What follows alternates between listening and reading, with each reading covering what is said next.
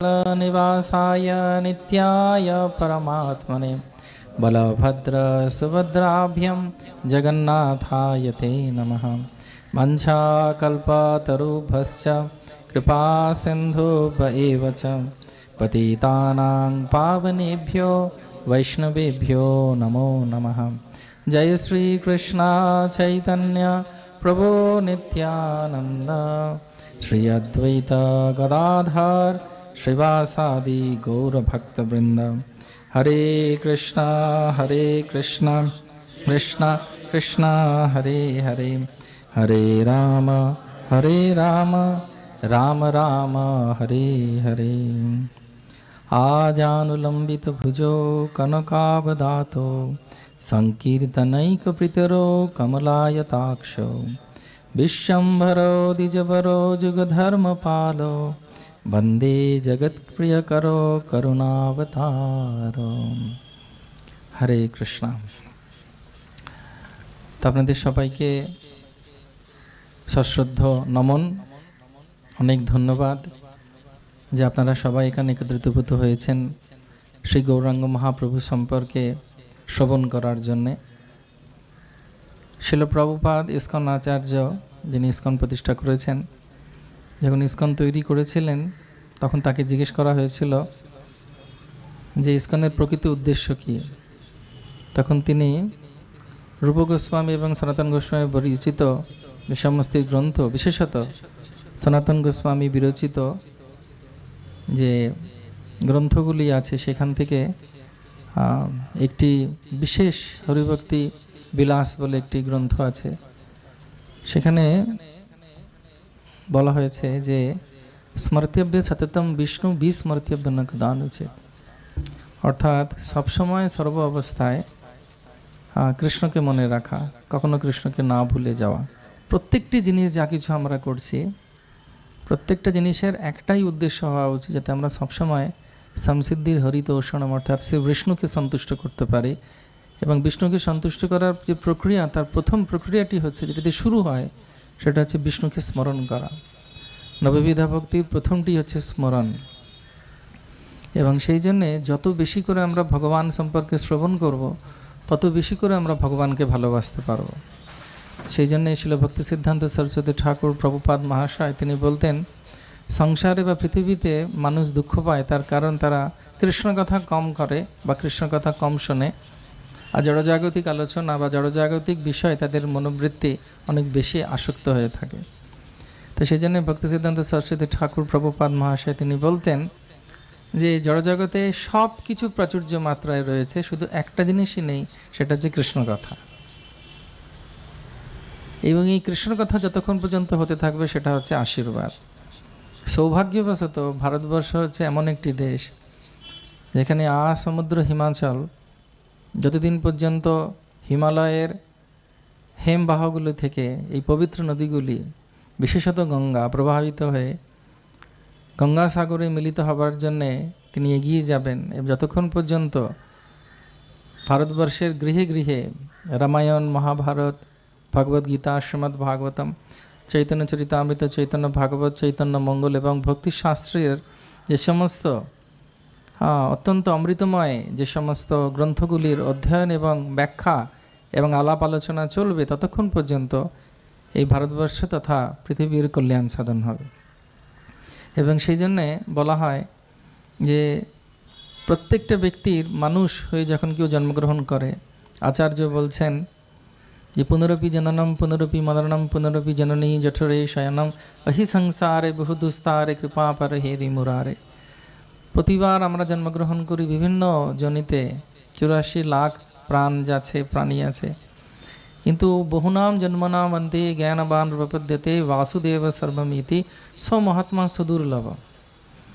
যখন কোনো ব্যক্তি অনেক সুকৃতি করে, বিশেষত তার উপরে ভগবানের অনেক কৃপা হয়, তখন সে একমাত্র মহাপ্রভু বা কৃষ্ণের কথা শোনার জন্যে, শ্রী রামচন্দ্রের কথা, নারায়ণের কথা শোনার জন্যে উদ্গ্রীব হয়। এবং সে তখন বুঝতে পারে যে মানব জীবনের প্রকৃত উদ্দেশ্য কী। এবং সেই জন্যে যারা যারা আমরা আজকে এখানে উপস্থিত হয়েছি, আমাদের উপরে বোঝা উচিত যে ভগবানের অহৈতুকী এবং অপ্রতিহতা কৃপা আমাদের উপরে বর্ষিত হচ্ছে। তা না হলে আমরা কখনোই এই জড়জগতে যেখানে সব কিছু বিপরীতমুখী, প্রত্যেকটা জায়গায় বা প্রত্যেকটা স্থানে শুধু ইন্দ্রিয় ভোগের কথাই বলা হয় বা উৎসাহ দেয়া হয়, সেইখানে হরিগুরু বৈষ্ণবের কৃপাতেই একমাত্র সম্ভব। অবশ্যই আমাদের চেষ্টা এবং পূর্ব স্বীকৃতির ফলে আমরা আজ এখানে শ্রী গৌরাঙ্গ মহাপ্রভু সম্পর্কে শ্রবণ করার জন্য এসেছি। সেই জন্যে এই যে শ্রবণ, এই শ্রবণটিকে অত্যন্ত গুরুত্বপূর্ণভাবে আমাদের জীবনে পালন করা উচিত, বা এর গাম্ভীর্যটা আমাদের বোঝা উচিত। আমাদের কখনো ভাবা উচিত নয় যে না, আমার ইচ্ছা হয়েছে বলে আমি চলে আসতে পেরেছি। হ্যাঁ, ইচ্ছা একটা জিনিস, দ্বিতীয়ত হচ্ছে ভগবানের সম্মতি। সেই জন্য এই দুটোর মিলনস্থলী হচ্ছে এই শ্রবণের লিপ্সা বা শ্রবণের প্রতি ইচ্ছা জাগা। সেই জন্যে ভগবান আমাদেরকে অনেক কৃপা করেছেন বলে আজকে আমরা শ্রবণ করার জন্য এসেছি এবং শ্রী গৌরাঙ্গ মহাপ্রভু সম্পর্কে শ্রবণ করে এসেছি। আজকে যদি উত্তর ভারতে যান তাহলে অনেকেই দেখবেন যে জানে না যে গৌরাঙ্গ মহাপ্রভুকে বা নিত্যানন্দ প্রভুকে। তার কারণ হচ্ছে গৌরাঙ্গ মহাপ্রভু নিত্যানন্দ প্রভু হচ্ছেন ছন্ন অবতার, অর্থাৎ তারা লুক্কায়িত অবতার। আসলে তারা অবতার নয়, তারা অবতারই। এতে চামস কলাপংস কৃষ্ণস্তু ভগবান স্বয়ং ইন্দ্রি অরি ব্যাকুলম লোকে মৃঢ়য়ন্তী যোগে যোগে। ভগবান কৃষ্ণ থেকে সব অবতারের স্রোত আসছে এবং তিনিই বারবার আসেন প্রত্যেকটি যুগে। সেজন্য ভগবান ভগবদ্গীতায় বলছেন, পরিত্রাণায় সাধুনাম বিনাশায় চ দুষ্কৃতাম ধর্ম সংস্থাপনার্থায় সম্ভবামি যুগে যুগে। ভগবান বিষ্ণুর আরেক নাম হচ্ছে ত্রিযুগী। ত্রিযুগী অর্থাৎ শাস্ত্রে বলা হচ্ছে তিনি শুধু তিনটে যুগে আসেন, কারণ তিনটে যুগে কিছু পদের লোক থাকে। পদ মানে ভালো, কিছু দিক থেকে ভালো। তো সেই কারণে তিনি ত্রিযুগী। সত্য ত্রেতা দ্বাপরে আসেন। কলিযুগে তিনি নিজে আসেন না, বা তিনি কোনো অবতার নেন না। তিনি আসেন না, তিনি অবতার নেন না। ভগবানের অনন্য অবতার আছে, গুণাবতার, লীলাবতার, শাক্তাবেশ অবতার, মন্বন্তর অবতার, যুগাবতার। কিন্তু ভগবান কলিযুগে নিজে প্রকট হলেন। সে সম্পর্কে শ্রীল প্রভুপাদ বলছেন যে কৃষ্ণ বলে গেছেন বা বললেন, সর্বধর্মং পরিত্যাজ্য মামেকং শরণং ব্রজ অহং ত্বং সর্বপাপেভ্যো মোক্ষয়িষ্যামি মা শুচি। সর্বধর্মং পরিত্যাগ করার পর তুমি আমার কাছে এসো, এবং আমার কাছে আসার পর তোমার আর চিন্তা করতে হবে না, মা শুচ, আমি তোমার যত্ন নেব, আমি তোমাকে দেখব। কিন্তু তিনি তার 124 বছরের লীলায় দেখালেন না যে কিভাবে সর্বধর্মং পরিত্যাজ্য করতে হয়। তার অর্থ কি? কিভাবে আমি শরণাগতি নেব, তার অর্থ কি? অর্থাৎ সর্বধর্মাঙ্গ পরিত্যাজ্যের কথার অর্থ কি? কিভাবে ভগবানকে ভালোবাসতে হয়, একজন ভক্তর কিভাবে চলা উচিত, একজন ভক্তর কিভাবে কথা বলা উচিত, একজন ভক্তের জীবন কিভাবে অতিবাহিত করা উচিত, সকাল থেকে রাত অবধি, পরের দিন সকাল অবধি, কিভাবে একজন ভক্ত তার জীবনের দৈনন্দিন যে দিনলিপি সেটাকে সাজায়। এই সব কিছুকে দেখাবার জন্যে এবং সব কিছুকে বোঝাবার জন্যে এবং কৃষ্ণ প্রেম দেবার জন্যে, ব্রহ্মারও দুর্লভ প্রেম সবাকারে যাচ্ছে। তো সেই প্রেম দেবার জন্যে তিনি শ্রী চৈতন্য মহাপ্রভুর স্বরূপে অবতীর্ণ হলেন। এবং চৈতন্য মহাপ্রভু স্বরূপে অবতীর্ণ হবার আগে তিনি সবাইকেও পাঠিয়ে দিয়েছিলেন তার পার্শ্বদবৃন্দদেরকে। কারণ ভগবান যখন যান, ভগবান কখনো একা কোথাও যান না। যখন কোনো কিছু হয়, ভগবান তার পার্শ্বদবৃন্দদেরকেও তিনি বলেন আগে থেকে গিয়ে তার লীলাভূমি বা পটভূমি তৈরি করার জন্য, যাতে তিনি যখন যান তার কাজগুলো যাতে খুব সুন্দরভাবে সংগঠিত হয়। যেরকম কৃষ্ণলীলাতেও যদি আপনারা খুব মনোনিবেশ করে দেখেন, বিশেষত দশম স্কন্দ শ্রীমদ্ ভাগবতম, ভগবান সবার আগে সব দেবতাদেরকে বলছেন বিভিন্ন গৃহে জন্মগ্রহণ করার জন্য।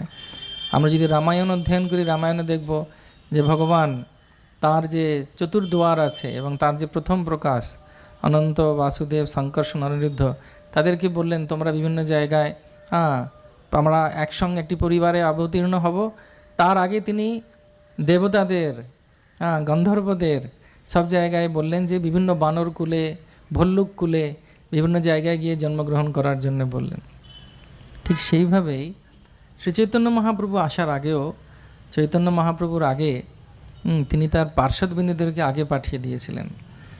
চৈতন্য মহাপ্রভু সম্পর্কে জানতে গেলে বিশেষত আমরা 3টি গ্রন্থের কথা মূলত আলোচনা করি, এবং আমাদের এই 3 দিনের যে আলোচনা, এটা কেউ এরকম ভাববেন না যে 3 দিনেই আমরা পুরো সব কিছু শেষ করে ফেলব, সম্ভব নয়। অনন্তদেব, যার উপরে নারায়ণ শুয়ে আছেন, তিনি এক জায়গায় বলছেন যে আমি অনন্ত কোটি বছর ভগবানকে জানার ইচ্ছায় তপস্যা করেছিলাম। অনন্ত কোটি বছর তপস্যা করার পরে বুঝলাম যে ভগবানকে পুরোপুরি জানা যাবে না। তো সেরকমভাবে আমরা যদি ভাবি যে 3 দিনে আমরা সব লীলা শ্রবণ করতে পারবো বা সব কিছু জানতে পারবো, সেটা হয়তো সম্পূর্ণরূপে আশানুরূপ হবে না, আশার অনুরূপ হবে না। তবে এইটুকু আমাদের বিশ্বাস আছে যে যা আমরা আলোচনা করব এটা আমাদের চৈতন্য মহাপ্রভুর প্রতি, নিত্যানন্দ প্রভুর প্রতি প্রেম বাড়াবে, যাতে তাকে আমরা আরও বেশি করে ভালোবাসতে পারি, আরও যাতে আমরা তাদেরকে হৃদয়ঙ্গম করতে পারি। তো মহাপ্রভু, শ্রী চৈতন্য মহাপ্রভু এবং নিত্যানন্দ প্রভুর আসার একটা পটভূমিকা আছে। কারণ ভগবান যখনই যান তার কিছু কিছু কারণ থাকে, যেটা আমি আগেই বললাম যে তিনি আসেন পরিত্রাণায় সাধুনাম বিনাশায় চ দুষ্কৃতাম এবং ধর্ম সংস্থাপনার্থায় সম্ভবামি যুগে যুগে। ধর্ম সংস্থাপন হেতু সাধুর ব্যবহার, ধর্মকে সংস্থাপন করার জন্য। আর প্রকৃত ধর্ম কি? প্রত্যেকটি জীবের প্রকৃত ধর্ম হচ্ছে ভগবানকে ভালোবাসা। যদি ভগবানকে আমরা ভালোবাসি তাহলেই আমরা সম্পূর্ণরূপে আনন্দে থাকতে পারবো, এবং সেটাই হচ্ছে আমাদের সঠিক প্রবৃত্তি, অর্থাৎ ভালোবাসা। তো সেই জন্যে কৃষ্ণকে ভালোবাসার ছলে, কৃষ্ণকে কীভাবে ভালোবাসতে হবে এবং কৃষ্ণকে কীভাবে ভালোবেসে মানব জীবনকে আমরা ধন্য করতে পারবো, সেই শিক্ষা দেবার জন্যে আপনি আচরি প্রভু জীবেরে শিখায় তিনি প্রকটিত হলেন। চৈতন্য চরিতামৃত, চৈতন্য ভাগবত, চৈতন্য মঙ্গল, স্বরূপ দামোদরের কর্চা এবং আপনার মাধবী দেবীর কর্চা, এবং তৎসঙ্গে বিভিন্ন স্থানে বিভিন্ন পুরাণেও চৈতন্য মহাপ্রভুর কথা বলা হচ্ছে। ভবিষ্য পুরাণে মহাপ্রভুর সম্পর্কে বলা হচ্ছে বিষ্ণু সহস্র নামে সুবর্ণ বর্ণ হিমাঙ্গ বরাঙ্গ চন্দনাঙ্গদি সন্ন্যাস কৃচ্ছ মৎশান্তি পরায়ণা। মহাপ্রভু সম্পর্কে বলা হচ্ছে যে কলিযুগে কৃষ্ণ আবার অবতীর্ণ হবেন, বা তিনি নিজে প্রকট হবেন, নিজে আসবেন। কীরকম করে? সুবর্ণ বর্ণ হেমাঙ্গ, তার সোনার মতো রং হবে। তার কারণ কি না, তিনি স্বয়ং শ্রীমতী রাধারানীর ভাব এবং অঙ্গকান্তি নিয়ে আসবেন। এ সম্পর্কে পুরাণে খুব সুন্দর একটি ঘটনা আছে, যেটা সনাতন গোস্বামী রূপ গোস্বামীর নাটকের মাধ্যমে প্রকটিত হয়েছে। চৈতন্য চন্দ্রোদয় নাটক এবং বিভিন্ন জায়গায় কবি কর্ণপুরের লেখনীতেও অনেক কিছু আমরা জানতে পারি। তো কৃষ্ণ যখন বলেছিলেন যে আমি আবার আসছি, তুমি আমাকে ভালোবেসে কি আনন্দ পাও সেটা বোঝার জন্য। কারণ গোপিকারা সবাই কৃষ্ণকে খুব ভালোবাসতেন এবং সবসময় সন্তুষ্ট থাকতেন। সন্তুষ্টম সততম যোগী ব্রহ্মভূত প্রসন্ন আত্মা না শৌচিতি না কামসতি। গীতায় যে কথাগুলো বলেছেন, এই সমস্ত কথাগুলো গোপীরা তাদের নিজের জীবনে পালন করে সেটা দেখিয়েছে তারা সম্পূর্ণরূপে সন্তুষ্ট। সেই সন্তুষ্টি এবং আমাকে ভালোবেসে কি পাওয়া যায় সেটা বোঝার জন্যে তিনি কৃষ্ণ আবার অবতীর্ণ হবেন।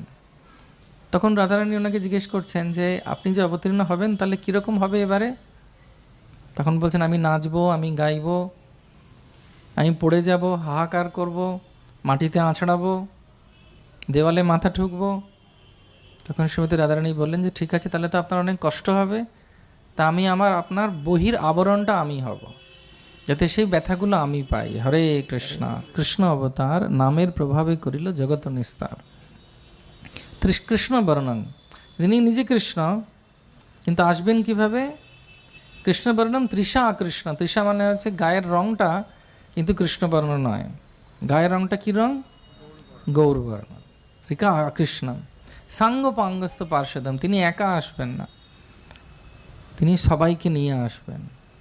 এবং সবাইকে নিয়ে আসবেন কিভাবে? না, ওই আধ্যাত্মিক জগৎ থেকে সবাই বিভিন্ন জায়গায় জন্মগ্রহণ করবে। কলো সংকীর্তন প্রারই, কলিযুগের যে যুগধর্ম। শ্রীমদ্ ভাগবতমে কলিযুগের যুগধর্ম সম্পর্কে বলা হয়েছে, কলির দোষ নিধি রাজন অস্তি এক মহান গুণ কীর্তন এবা কৃষ্ণস্য, কীর্তন এদাত কৃষ্ণস্য মুক্ত সঙ্গাত পরম ব্রজেত। তো কলিযুগের জন্য হচ্ছে হরির নাম হরির নাম হরির নাম ইব কেবলম কলো নাস্তিব্য নাস্তি নাস্তি বিগত গতিরন্যথা। তো যখন কৃষ্ণ আসছেন নাম নিয়ে, তখন তিনি কৃপার অবতার হয়ে এসেছেন। এই জন্যে মহাপ্রভু সম্পর্কে শাস্ত্রে অনেক দিন আগে উল্লেখ করা হয়েছে যে মহাপ্রভু তিনি অবতীর্ণ হবেন, কৃষ্ণ আসবেন। এবং এনার অবতারটা কি না, তিনি হচ্ছেন করুণার অবতার হবেন। পাত্র অপাত্র না করে বিচার। তো পাত্র অপাত্র না করে বিচার এ সম্পর্কে কৃষ্ণর একটি সুন্দর লীলা আছে, যে মহাপ্রভুর আসার কারণ, যেটা আমি পূজ্যপাদ পরমহংস পরিব্রাজকাচার্য অষ্টোত্তর শতশী শ্রীমৎ ছিল ভক্তিচারু স্বামী গুরু মহারাজের কাছ থেকে শুনেছিলাম, এবং সেটা আপনাদের সামনে আমি উপস্থাপন করছি। তো একবার কৃষ্ণ, তিনি কৃষ্ণের অর্থ হচ্ছে নন্দগাঁও থাকেন। তো তিনি তার বাবা আর মা তারা রাধারানীকে ডেকেছেন। রাধারানীর উপরে আশীর্বাদ ছিল যে তিনি যদি রান্না করে কারুকে প্রসাদ পাওয়ান, তাহলে তার কোনোদিন কোনো রোগ হবে না। হরে কৃষ্ণ। তো নন্দ মহারাজ করেন কি, শ্রীমতী রাধারানীকে নেমন্তন্ন করে পালকি পাঠান। তো বারসানাতে পালকি যায় এবং অনেক রকম উপঢৌকন কীর্তন ভজন করতে করতে সখীদের সঙ্গে নিয়ে রাধারানী আসে। রাধারানী ছোট, রাধারানী এসে কিছু মাস নন্দগ্রামে ছিলেন এবং রোজ রান্না করতেন। রান্না করে হলুদ মাখা হাতটা যে পুকুরে ধুতেন সেটা হলুদ হয়ে যেত, এখনও হলুদ হয়ে রয়েছে। তার নাম পিলি পুকুর। আমরা যখন বৃন্দাবনে মহাপ্রভুর কৃপায় কোনো দিন যাব নিত্যানন্দ প্রভুর, তখন এই পিলি পুকুর আমরা দর্শন করার সৌভাগ্য পাব। তো এরকম অবস্থা অনেক দিন যাবার পর বৃষভানু মহারাজ পত্র প্রেরণ করলেন যে অনেক দিন লালি এখানে নেই, রাধারানী নেই, বার্সনায় সবাই খুব কাতর হয়ে গেছে, আপনি রাধারানীকে পাঠিয়ে দিন।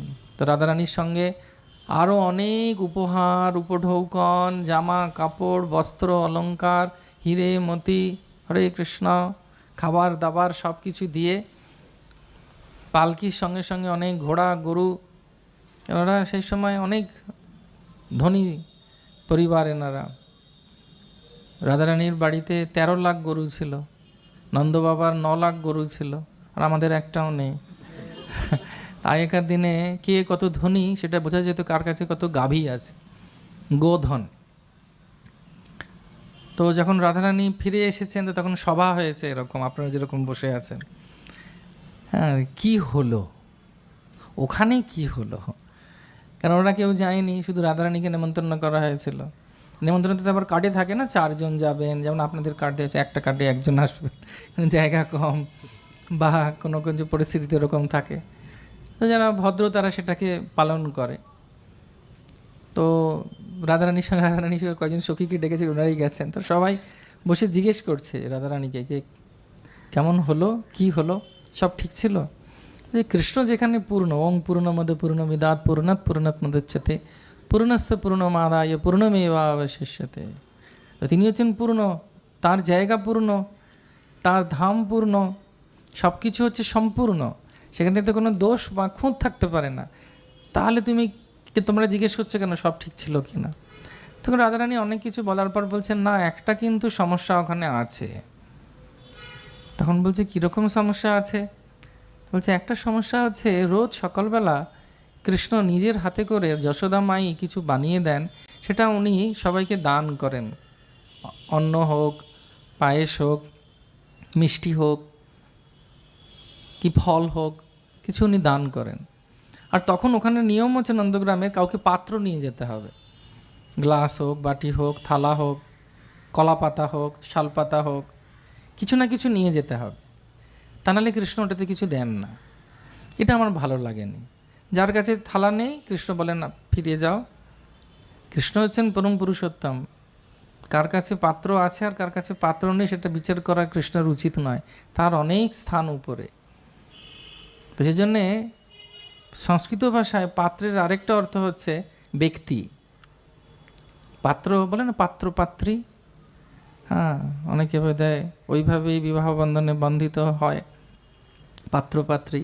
তো পাত্র মানে হচ্ছে ব্যক্তি, তো পাত্র যখন পাত্র পাত্রীর এই সেরকম পাত্র মানে হচ্ছে একজন ব্যক্তি। তো কৃষ্ণ পাত্র আছে কারুর কাছে কি পাত্র নেই সেটা বিচার করা উচিত নয়। তো সেই জন্যে মহাপ্রভুর আবির্ভাবের আগেই কৃষ্ণ তখন সিদ্ধান্ত নিলেন, কি সিদ্ধান্ত নিলেন, যে আমি পাত্র অপাত্র না করিব বিচার। তো মহাপ্রভুর দয়াটা কি, চৈতন্য চন্দ্রের কৃপা করহ বিচার, বিচার করিলে চিত্তে পাইবে চমৎকার। এটা কৃষ্ণদাস কবিরাজ গোস্বামী তিনি বলছেন।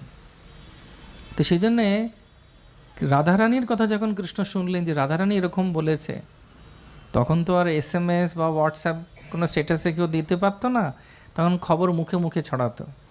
তো মুখে মুখে যখন খবর ছড়িয়েছে, কৃষ্ণর কাছে খবর গেছে, তখন কৃষ্ণ বলেছেন আমি রাধারানীর এই ভাবটা নিয়ে অবতীর্ণ হব শ্রী গৌরাঙ্গ মহাপ্রভু স্বরূপে কলিযুগে, এবং আমি পাপি তাপি যত ছিল, কি পড়াশোনা হচ্ছে না, হচ্ছে না, পাপি তাপি যত ছিল হরিনামে উদ্ধারিল, তার সাক্ষী জগাই মাধাই ভাই। তো মহাপ্রভু বিচার করেন না, মহাপ্রভু হচ্ছেন করুণার অবতার। রামচন্দ্রের কি অবতার, পুরুষোত্তম অবতার, মর্যাদা পুরুষোত্তম অবতার, তিনি কোনো কিছুর মর্যাদা উল্লঙ্ঘন করেন না। কৃষ্ণ হচ্ছেন লীলা পুরুষোত্তম অবতার। লীলা পুরুষোত্তম মানে হচ্ছে কৃষ্ণর মতো কেউ লীলা করতে পারবে না। আর চৈতন্য মহাপ্রভু হচ্ছেন, তিনি কি, তিনি হচ্ছেন করুণা ঔদার্য পুরুষোত্তম অবতার, তিনি হচ্ছেন উদার অবতার। সেই জন্য মহাপ্রভুর সম্পর্কে যখন বলতে গেছেন শিল রূপ গোস্বামী, তিনি বলছেন নমো মহাবদন্নায় কৃষ্ণ প্রেম প্রদায়তে কৃষ্ণায় কৃষ্ণ চৈতন্য নামনে গৌরতিশনম। এটা যদি খুব ভালো করে ভাঙেন তাহলে দেখবেন যে বলা হচ্ছে নমো মহাবদন্নায়, এত বড় দানী কেউ নেই, এত বড় উদার, মহাবদন্নায়। আর তিনি কি দিচ্ছেন, কৃষ্ণ প্রেম প্রদায়তে। মনে রাখবেন এই দ্রাপরে যখন কৃষ্ণ এসেছিলেন তিনি কিন্তু কৃষ্ণ প্রেম দেননি, তিনি দশম এই নবম যে নাম অপরাধটা মনে আছে, নবম নাম অপরাধটা কি কে বলতে পারবে, অশ্রদ্ধাহীন ব্যক্তিকে নামের সম্পর্কে বলা, ওটাতে খুব সচেতন ছিলেন কৃষ্ণ। যার ভক্তি নেই দেব না, আমি শুধু দেব কাকে, যে আমাকে ভক্তি করছে। খুব অনেক কিছু অর্জুনকে বলেছেন, এটা করো ওটা করো, এটা করলে না ওটা, ওটা না ওটা, 18টা অধ্যায় দিয়ে বাবারে বাবা কত কি জ্ঞান দিয়ে গেছে। কিন্তু মহাপ্রভু যখন এলেন তিনি বললেন কিচ্ছু চিন্তা করতে হবে না। মহাপ্রভু লীলা আমরা শুনবো যে মহাপ্রভু কত কৃপার অবতার, এবং নিত্যানন্দ প্রভুর কথা আমরা শুনবো। তো সেই জন্যে কৃষ্ণ নিজে এসেছেন, কিন্তু কৃষ্ণের ভাবের থেকেও আরও বেশি ভাব হচ্ছে শ্রীমতী রাধারানীর প্রেম। সেই প্রেম এবং অঙ্গকান্তি রাধারানীর নিয়ে কৃষ্ণ প্রকটিত হলেন এই কলিযুগে, আজ থেকে প্রায় 550 বছর আগে নবদ্বীপ মায়াপুর ধামে। এবং মহাপ্রভু যখন এলেন তখন সেই সময়কার তদানীন্দন যে স্থান ছিল নবদ্বীপ, নটাদ্বীপ, সেখানকার পরিস্থিতি খুব একটা ভালো ছিল না। তার কারণ হচ্ছে সেখানে সবাই খুব শিক্ষা, সৌন্দর্য, সমৃদ্ধি সব ছিল। 4টে জিনিস যদি কারোর কাছে থাকে তার অহংকার চলে আসে, জন্ম, ঐশ্বর্য, শ্রুত আর শ্রীভি। এটা কুন্তী মহারানী বলছেন তার শ্রীমদ্ ভাগবতমে। জন্ম যদি কারোর খুব ভালো গৃহে হয়, অনেকে তখন নবদ্বীপে বলতো যে আমি ভট্টাচার্য বাড়িতে জন্মেছি, হরে কৃষ্ণ, আমি ব্রাহ্মণ বাড়ির ছেলে, আমি ক্ষত্রিয় বাড়ির ছেলে, আমার গোত্র হচ্ছে এই, আমার গোত্র হচ্ছে এই। তো সেই সময় এমন একটা পরিস্থিতি ছিল যে প্রচুর প্রাচুর্য ছিল নবদ্বীপে, সবাই পড়তে আসতো বিভিন্ন জায়গা থেকে। এখন বর্তমানে যেরকম পুনে ভারতের একটা শিক্ষার জায়গা হয়েছে, বা ব্যাঙ্গালোর, ঠিক সেই সময় আগে নবদ্বীপ ছিল। এবং সেই নবদ্বীপে সবাই অধ্যয়ন করার জন্যে প্রত্যেকের বাড়িতে একটা করে টোল ছিল, এবং প্রত্যেকের বাড়িতে টোল থাকার পরে সবাই দেশ বিদেশ থেকে, ভারতবর্ষের সব জায়গা থেকে ওনারা সবাই আসতেন নবদ্বীপে পড়ার জন্যে। তো সেজন্যে আমরা, বিশেষত আমি, বিভিন্ন গ্রন্থ থেকে বিশেষ বিশেষ যে আলোচনা এবং শিক্ষার যে জিনিসগুলো, যেগুলো আমরা আমাদের জীবনে পালন করতে পারবো, সেই লীলাগুলোকে আমরা এই 3 দিন আলোচনা করব। সবাই রাজি? রাজি না থাকলেও আমি ওটাই ঠিক করেছি করব। তার কারণ এটা আপনাদের খুব ভালো লাগবে এবং আমরা কিছু শিখতে পারবো। শ্রী চৈতন্য মহাপ্রভু 48 বছর ধরাধামে লীলাবিলাস করেছিলেন। কত বছর? 48 বছর। মন দিয়ে শুনবেন, 48 বছর। একটা কথা আমি বলতে পারি, যারা মন দিয়ে শুনবে না, আপনাদের অনেক মহাপ্রভুর প্রতি ভালোবাসা হয়ে যাবে, নিত্যানন্দ প্রভুর প্রতি ভালোবাসা হয়ে যাবে, আর অনেক জিনিস জানতে পারবেন আপনারা। আমার 22 বছরের যা শিখেছি হরিগুরু বৈষ্ণবদের কাছে, নিজে যা পড়েছি বা যা সাক্ষাৎকার হয়েছে, আমি সব ঢেলে দিচ্ছি এই 3 দিনে মহাপ্রভু সম্পর্কে যা জানি, যতটা পারছি। যদিও 2বার কোভিড হয়েছিল, কিছু জিনিস ভুলে যাচ্ছি, হরে কৃষ্ণ। কিন্তু হরিগুরু বৈষ্ণবের কৃপায় মুখম করতি বাচালম পঙ্গুম লঙ্গায়তে গিরিম যৎকৃপাতমহম বন্দে পরমানন্দ মাধবম। ভগবানের কৃপায়, হরিগুরু এবং বৈষ্ণব এবং গুরুদেবের কৃপায় আমরা আলোচনা করতে চলেছি, এবং তাদের কৃপায় নিশ্চয়ই আমরা আলোচনা করতে পারবো। তো ধরাধামে চৈতন্য মহাপ্রভু 48 বছর লীলাবিলাস করেছিলেন। কত বছর? এই 48 বছর লীলাবিলাস করার মধ্যে চৈতন্য মহাপ্রভুর লীলায় 24 বছর তিনি ছিলেন মায়াপুর নবদ্বীপ ধামে। কেমন? আবির্ভাব থেকে সন্ন্যাস নেওয়া অবধি। এটা হচ্ছে না লাইফ, মানে লীলা স্প্যান, লাইফ স্প্যান না, লীলা স্প্যান। এবং বাকি সময় যখন তিনি দীক্ষা লাভ করেন, কাটোয়ায় সন্ন্যাস নেবার পর শ্রী চৈতন্য মহাপ্রভু যখন পদব্রজী পুরীতে যান, পুরীতে তিনি ছিলেন আর 24 বছর। 24 বছরের এই পুরীতে থাকার সময় শ্রী চৈতন্য মহাপ্রভু 6 বছর বৃন্দাবনের লুপ্তধাম উদ্ধার এবং দাক্ষিণাত্যে পরিভ্রমণ করে কৃষ্ণ নাম প্রচার করার জন্যে তিনি যাত্রা করেছিলেন। তাহলে 24 আর 24 কত হলো? 48। তো এই 48 ভেতরে 18 আর 6 তিনি সম্পূর্ণরূপে দেখিয়েছেন। 18 বছর যে জগন্নাথ পুরীতে ছিলেন এবং নবদ্বীপে যে ছিলেন 24 বছর, তার একটাই কাজ ছিল যুগধর্মকে স্থাপন করা। এবং শ্রীচৈতন্য মহাপ্রভু 2টো অস্ত্র ছিল, যেমন বিষ্ণুরও অস্ত্র আছে না, শান্তাকারম ভুজগশয়নম পদ্মনাভম সুরেশম বিশ্বধারম গগনসদৃশম মেঘবর্ণম শুভাঙ্গম লক্ষ্মীকান্তম কমলনয়নম যোগীভিহৃদয়গম্যন বন্দে বিষ্ণু ভবভয়হরম সর্বলোকনাথ। সংসারের যে ভয় শ্রীহরি নিয়ে নেন, তার অনেকগুলো অস্ত্র আছে, শঙ্খচক্র গদা পদ্ম, তলোয়ার আছে, তারপরে পাশ আছে, অনেক আছে। যখন বিশ্বরূপে অনেক অস্ত্র তিনি ধারণ করছেন, কিন্তু যখন তিনি এলেন শ্রী গৌরাঙ্গ মহাপ্রভুর স্বরূপে, ছন্ন অবতার, কেউ বুঝতে পারবে না যিনি কৃষ্ণ। কারা বুঝতে পারবে?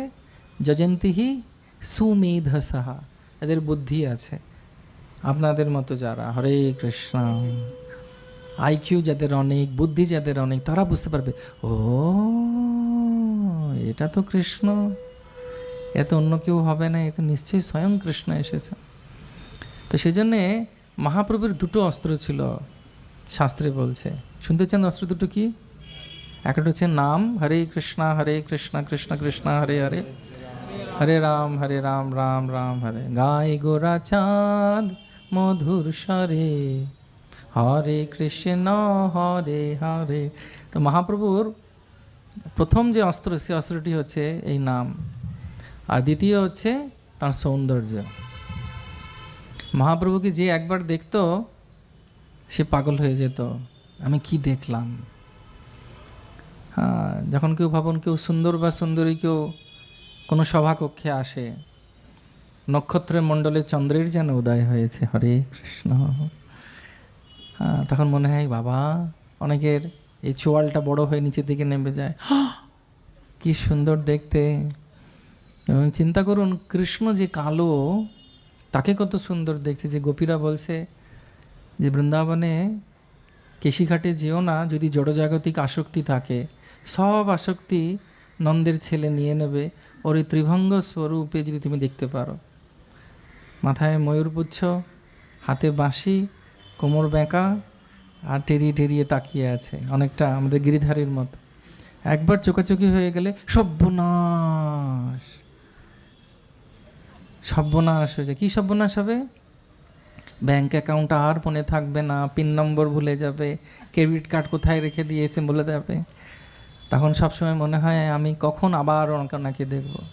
নমো পঙ্কজ নাভায় নমো পঙ্কজ মালিনে নমো পঙ্কজ নেত্রায় নমস্তে পঙ্কজাঙ্গ্রায় কৃষ্ণায় বাসুদেবায় দেবকী নন্দনায় চ নন্দগোপকুমারায় গোবিন্দায় নমো নমঃ।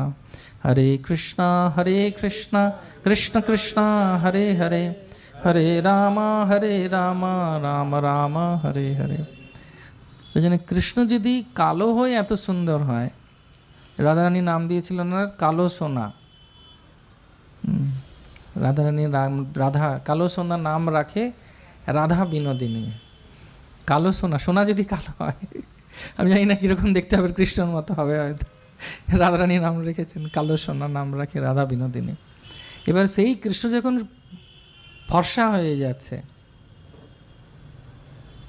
ফেয়ার অ্যান্ড হ্যান্ডসাম না লাগিয়ে, হ্যাঁ অনেক রকমের ক্রিম থাকে, সেগুলো ছাড়া শুধু রাধারানীর অঙ্গকান্তি নিয়ে যদি কৃষ্ণ সুন্দর হয়ে যান, তাঁর স্বরূপ কী হবে? তো সেই সম্পর্কে সুন্দরভাবে বলা হচ্ছে যে এই আজানুলম্বিত ভুজ কনকাবদাত সংকীর্তনৈক পিতরেও কমলায়তাক্ষ বিশ্বম্ভর দ্বিজবর যুগধর্মধালো বন্দে জগৎ প্রিয়কর করুণাবতার। তাকে এত সুন্দর দেখতে, যখন কেউ দেখতো তাকে, তারা অবাক হয়ে তাকিয়ে থাকতো, যে মনে হচ্ছে এটা কৃষ্ণ না, নারায়ণ স্মরণ হচ্ছে। কিন্তু মন বলছেনি নারায়ণ, কিন্তু বুদ্ধি বলছে না না না, নারায়ণ তো কলিযুগে নেই, তাহলে কে এটা? যেরকম মুচুকুন্দের মস্ত অবস্থা হয়ে গেছিল সবার। মুচুকুন্দ লীলা জানেন তো? মুচুকুন্দ একজন রাজা ছিলেন, তার উপরে আশীর্বাদ ছিল তিনি ঘুমোবেন, কারণ এত যুদ্ধ করেছেন। এবং মুচুকুন্দ বলেছিলেন যে আমাকে যে ঘুমতে ভাঙাবে, আমার দৃষ্টিপাতে সে ভস্য যাতে হয়ে যায়। অনেক সময় কোনো ভক্ত মঙ্গলারতিতে উঠছে না, তখন যদি তাকে ডাকা হয়, ওইভাবে মুচুকুন্দর মতো তাকায় ও, এইভাবে তির্যক দৃষ্টিতে, কিন্তু জ্বলে না কেউ। তার কারণ হচ্ছে ওর উপর ওই আশীর্বাদটা নেই যে যে ডাকবে বা তুলবে সে জ্বলে যাবে সঙ্গে সঙ্গে। ভাগ্যিস নেই, তাহলে যে কতজনকে পুড়তে হতো, আমি তো সবার আগেই বোধহয় জ্বলে যেতে হতো, অনেককে ঘুম থেকে তুলে দিতে হয়। তো সেজন্যে মুচুকুন্দ যখন কৃষ্ণকে একজন কালজবন বলে একজন, এটা পরে শুনবেন লীলা, সে যখন তাড়া করেছে, উনি গুম্ফার মধ্যে ঢুকে গেছে। এটি গুজরাটের একটা জায়গা আছে, যাবেন কোনোবার, আমরা একসঙ্গে যেতে পারি সবাই, মুচুকুন্দ গ্রহায়, চিন্তা নেই। মুচুকুন্দর জেগে মানে ঘুম উঠে গেছে, তো ওই কালজবন ডেকে দিয়েছিল ওনাকে, তো কালজবন ছাই হয়ে যায়। তখন না কৃষ্ণ দাঁড়িয়েছিলেন ওখানে। তো মুচুকুন্দের যা অবস্থা, ঠিক একই রকম অবস্থা হতো যখন চৈতন্য মহাপ্রভুকে কেউ দেখতো। মুচুকুন্দ ভাবছে, আচ্ছা হ্যাঁ নারায়ণ মনে হচ্ছে, ওরকম নারায়ণ নয় কিন্তু। যেন আমি কিছুদিন আগে বেনারসে গেছিলাম, ছোট ছোট বাচ্চারা গঙ্গা সাজে, শিব সাজে, এরকম অনেক শিব গরুর দেবের সঙ্গেও ধাক্কা লেগেছে আমার পুরীতে।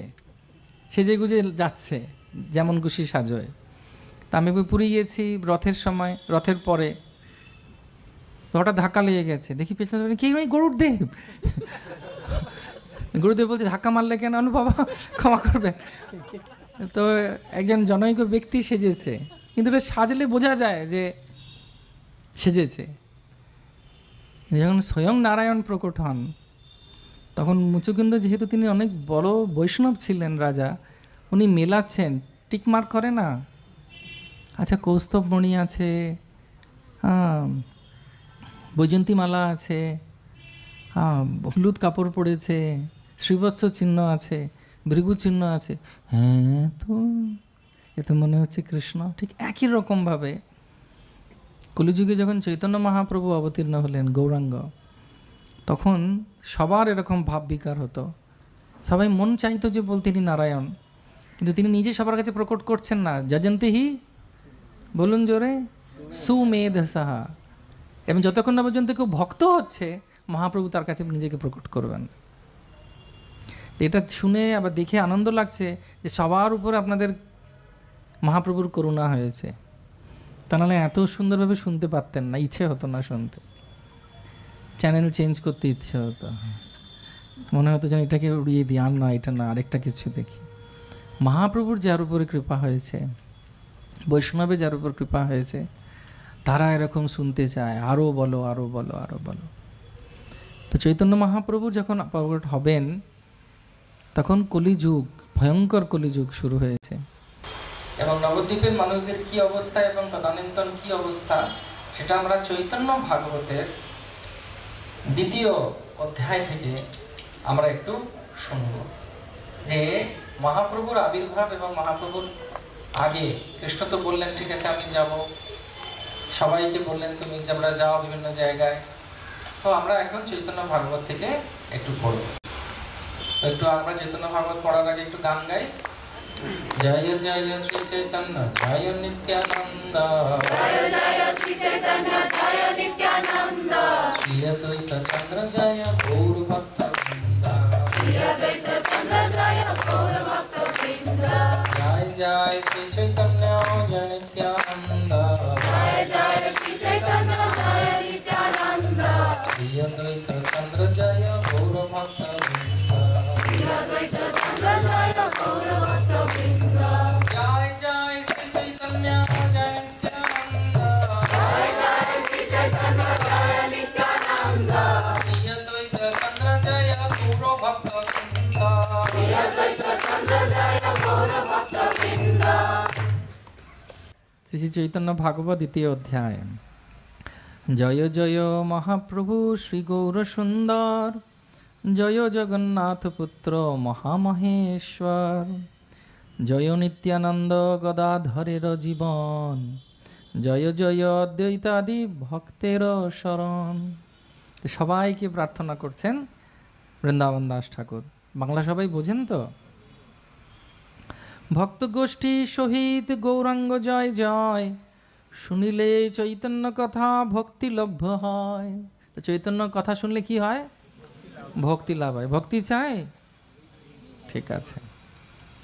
পুনঃ ভক্ত সঙ্গে প্রভু পদে নমস্কার, স্ফুরুক জিহ্বায় গৌরচন্দ্র অবতার। জয় জয় শ্রী করুণা সিন্ধু গৌরচন্দ্র, জয় জয় শ্রী সেবা বিগ্রহ নিত্যানন্দ। অভিজ্ঞাত তত্ত্ব 2 ভাই আর ভক্ত, তথাপি কৃপায় তত্ত্ব করেন সুবাক্য। ব্রহ্মাদির স্ফূর্তি হয় কৃষ্ণের কৃপায়, সর্বশাস্ত্রে বেদে ভাগবতে এই গায়। পূর্বে ব্রহ্মা জন্মিলেন নাভিপদ্য হইতে, তথাপিও শক্তি নাই কিছুই দেখিতে। তো তিনি বলছেন যে পূর্বে ব্রহ্মা জন্মে ভাবছেন যে কি করব, কিছুই দেখতে পাচ্ছি না।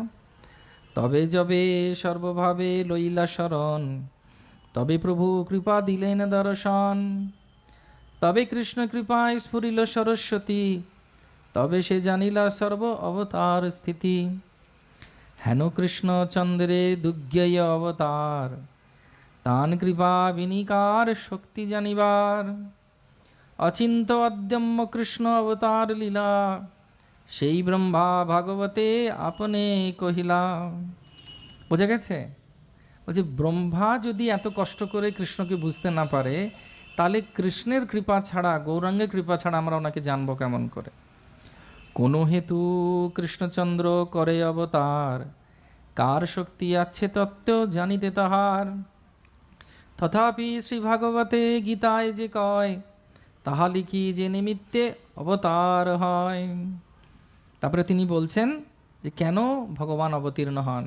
তো তিনি বলছেন, ধর্ম পরাভাব হয় যখনে যখনে, অধর্মের প্রবলতা বাড়ে দিনে দিনে। সাধুজন রক্ষা দুষ্ট বিনাশ কারণে, ব্রহ্মাদি প্রভুর প্রায় করে বিজ্ঞাপনে। তবে প্রভু যুগ ধর্ম স্থাপন করিতে, সাঙ্গপাঙ্গে অবতীর্ণ হন পৃথিবীতে। কলিযুগে ধর্ম হয় হরি সংকীর্তন, তদর্থে অবতীর্ণ শ্রী সচিরনন্দন। নিতাই গৌর প্রেমানন্দে। এদার্থে কেহ এই কহে ভাগবতে সর্বতত্ত্ব সার, কীর্তন নিমিত্ত গৌরচন্দ্র অবতার। তো কীর্তন করার জন্যে গৌরচন্দ্র এসেছে। সবার ভালো লাগছে? ভালো লাগলে দু হাত তুলে শুধু বলবেন গৌরাঙ্গ নিত্যানন্দ।